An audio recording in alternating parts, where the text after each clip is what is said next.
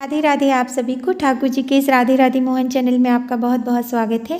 देखिए, सर्दियां बहुत अधिक पड़ रही हैं, तो आप देख सकते हैं हम अपने ठाकुर जी को सुबह उठा रहे हैं। इस समय हम ठाकुर जी के उठाने का समय 7 से 8 कर देते हैं और कभी कभी सर्दी अधिक होने पे 8 के बाद भी उठाते हैं। और जिस तरह से ठाकुर जी को आप रात्रि में शयन कराएं, उसी के अनुसार सुबह यदि आपने रात में जल्दी शयन कराया है तो सुबह आप 7 से 8 उठाएं, नहीं तो यदि आपने देर में शयन कराया है तो आप थोड़ा सा देर में भी उठा सकते हैं। इस तरह से हम कान्हा जी को जब उठाते हैं, लड्डू गोपाल जी को और श्री जी को, तो सबसे पहले उनको गुनगुना जल पिलाते हैं। उसके बाद उनको गुनगुना दूध देते हैं, उनकी बांसुरी उनको देते हैं, थोड़ा सा लाड दुलार करते हैं।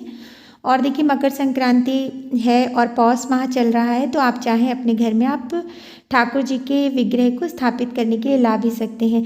ये यदि आप किसी धार्मिक स्थल से लाएं तो बहुत ही शुभ रहता है और आप इसकी प्राण प्रतिष्ठा भी मकर संक्रांति वाले दिन कर सकते हैं।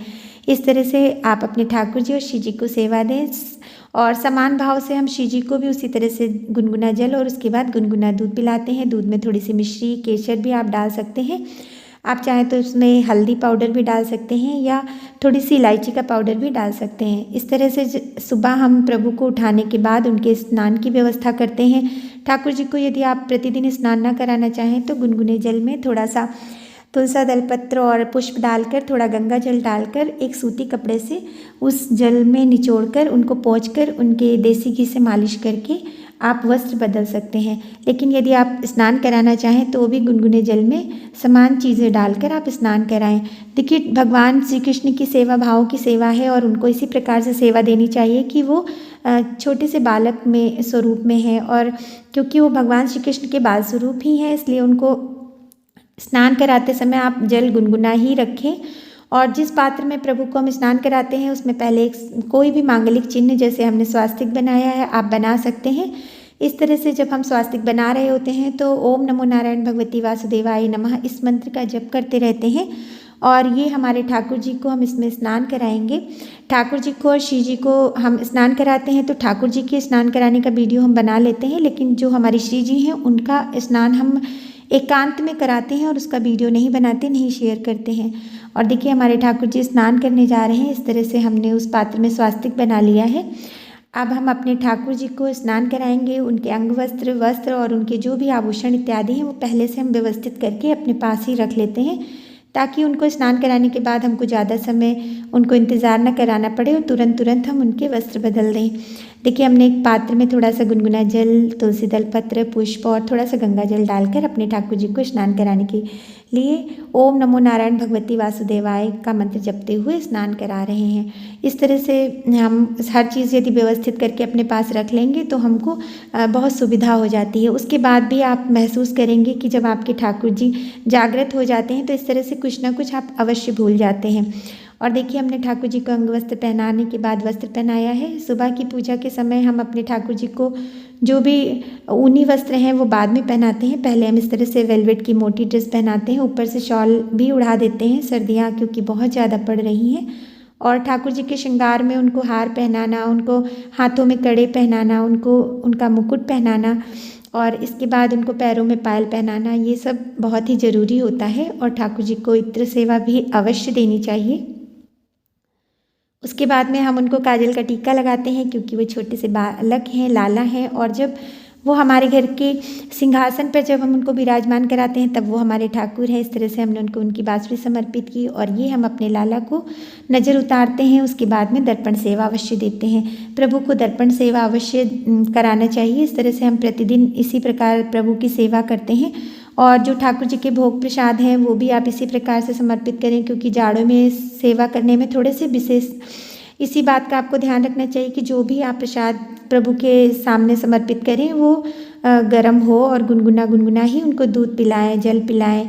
और देखिए, आप हमने अपनी श्री जी का एकांत में स्नान कराने के बाद उनको अंग वस्त्र और वस्त्र धारण कराने के बाद इस तरह से हम उनको श्रृंगार कर रहे हैं। सबसे पहले हम अपनी श्री जी को हार पहनाते हैं, फिर उनके केश लगाते हैं। प्रतिदिन हम उनके केशों को इसी तरह से चोटी गूंथते हैं, या जो भी आपका मन करे, श्री जी जैसा भी आपसे करवाना चाहें वो आप उसी तरह से उनके केशों की सज्जा करें, उनके बाल बनाएं। और इस तरह से आप इनके केशों में ताजे फूल भी लगा सकते हैं।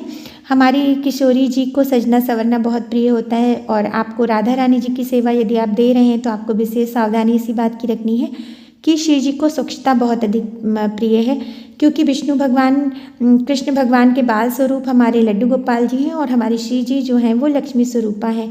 इस तरह से मैया की सेवा में स्वच्छता का विशेष ध्यान दें और घर पर भी सात्विक आहार ही बनाएं, आप सात्विक रहें। और इस तरह से माता के भोग प्रसाद में यही सावधानी रखनी चाहिए कि उनको लहसुन प्याज के बिना ही जो भी भोग प्रसाद होता है वो समर्पित किया जाता है। ठाकुर जी के समान ही हमारी शिव जी की भी सेवा होती है। हम मैया को काजल लगाते हैं, फिर हम उनको दर्पण सेवा देते हैं, इत्र सेवा देते हैं, उनकी नज़र उतारते हैं और अपनी लाडो रानी को प्यार करते हैं। और देखिए कितनी प्यारी और सुंदर है हमारी शिव जी, और इन्हीं भावों से हम उनकी सेवा करते हैं कि मैया आपकी कृपा है, आपकी दया है, बड़ा सौभाग्य है कि आपने हमको अपनी सेवा के लिए चुना। और यदि आप शिव जी को भी अपने घर में विराजमान कराना चाहते हैं तो आप ठाकुर जी के समान ही उनका विग्रह किसी धार्मिक स्थान से लाएं, किसी पुण्य तिथियों पे लाएं, जैसे राधाष्टमी को लाएं तो बहुत ही शुभ रहता है। कान्हा जी की विग्रह को यदि आप जन्माष्टमी पे लाके विराजमान कराते हैं या शुभ तिथियों में तो वो और भी शुभ रहता है। इस तरह से उनकी प्राण प्रतिष्ठा करें, उसके बाद अपने घर में आप ठाकुर जी के साथ ही उनको विराजमान करके सेवा दें। और देखिए हम ये प्रातः काल की पूजा कर रहे हैं तो आप प्रभु को हमने टीका लगाया, अपनी लाडली जी को और कान्हा जी को हल्दी का चंदन का टीका लगा के ठाकुर जी को पीले रंग के फूल और शिव जी को हम गुलाब का फूल समर्पित कर रहे हैं। आपके पास जो भी हो आप वो समर्पित कीजिए, भगवान हमारे भाव देखते हैं और वो बहुत ही कृपा करते हैं। तो जैसी भी आपकी व्यवस्था हो, भोग प्रसाद की जो आपकी व्यवस्था हो, जैसे कि अभी जाड़े हैं तो आप तिल के लड्डू हैं और आप गजक है, आप गुड़ की पट्टी है और बहुत सारी ऐसी चीज़ें, ड्राई फ्रूट्स के लड्डू हैं, आप ये सब चीज़ें बना के भी रख सकते हैं।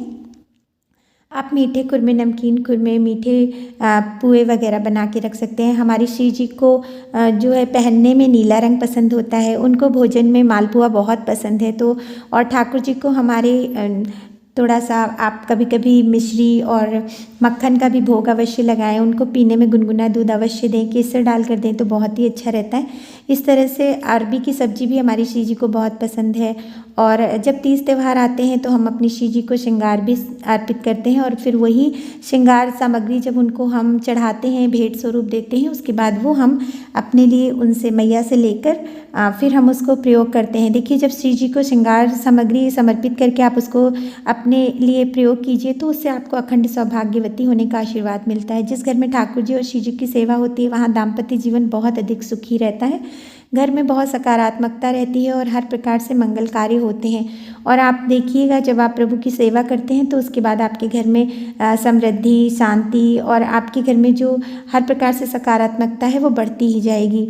और इस तरह से हम ठाकुर जी को भोग प्रसाद आग्रह करते हैं। ठाकुर जी के हर भोग प्रसाद में तुलसी दल पत्र अवश्य डालना चाहिए। हम ठाकुर जी और शिव जी को समान ही भोग प्रसाद समर्पित करते हैं, आरती करते हैं, पूजा पाठ करते हैं। इस प्रकार से आप अपने ठाकुर जी की सर्दियों में प्रातःकालीन सेवा करके आप उनका आशीर्वाद अवश्य प्राप्त करें। और हम इनको भी थोड़ी देर में हम प्रभु को अपने शॉल उड़ा देंगे, उसके बाद रात्रि में भी हम इसी प्रकार से पूजन देंगे। आप चाहें तो दिन में 4 बार भोग प्रसाद लगाएं, नहीं तो आप सुबह और संध्या देसी घी का दीपक जला के इसी प्रकार से सेवा अवश्य दें। भगवान से पूजा होने के बाद प्रणाम करें, अपने घर में सुख समृद्धि सौभाग्य की कामना करते हुए उनसे आशीर्वाद लें। इस प्रकार से आप सुबह और शाम सेवा करें, रात्रि में उनको शयन कराएं। और प्रभु की विशेष सेवा यही है कि सर्दियों में उनको ठंड न लगे, इसलिए उनके बिस्तर, कंबल इत्यादि बहुत ही अच्छे साफ सुथरे मुलायम रखें और शिव जी की कृपा पर बनी रहे।